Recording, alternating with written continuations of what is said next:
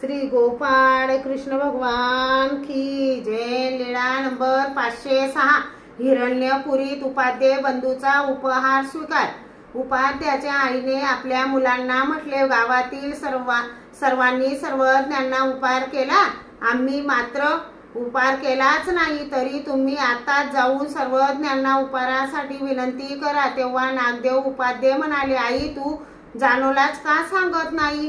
जानो नागदेव उपाध्याला म्हणाले, स्वतः का सांगत नाही? असे एकमेकांशी बोलत बोलत दोघेही सर्वज्ञांना विनंती करायला आले।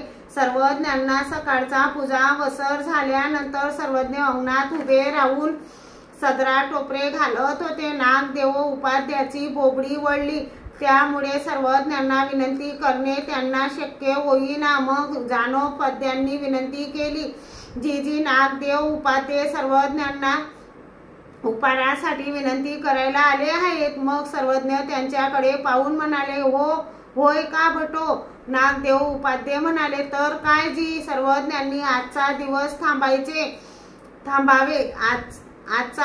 थांबावे। सर्वज्ञ म्हणाले, आता आम्ही हिरण्यपुरी गावाला जात आहोत, तेथेच उपहार घेऊन या। ते म्हणाले, हो जी। तसेच सर्वज्ञ हिरण्यपुरी गावाला गेले। गोवर्धनाच्या मंदिराच्या सभा मंडपात आसन झाले, तेव्हा ते उपहार घेऊन आले। बाईसा सर्वज्ञांचे श्रीचरण शाडन करू लागली। त्यावेळी सर्वज्ञ म्हणाले, बाई थांबा, आमचे यजमान करतील। मग नागदेव उपाध्यांनी सर्वज्ञांचे श्रीचरण शाडन केले, सर्वज्ञांना पूजा वसर केला, ताट केले। सर्वज्ञ म्हणाले, बाई यांनाही वाढा।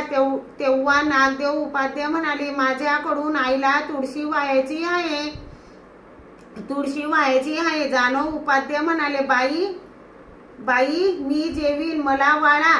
त्याला वाढले। मग सर्वज्ञांचे जेवण झाले, गुन्हा केला, विडा घेतला, नंतर भांडी आणली होती ते घेऊन गेले। श्री गोपाळ कृष्ण भगवान की जय।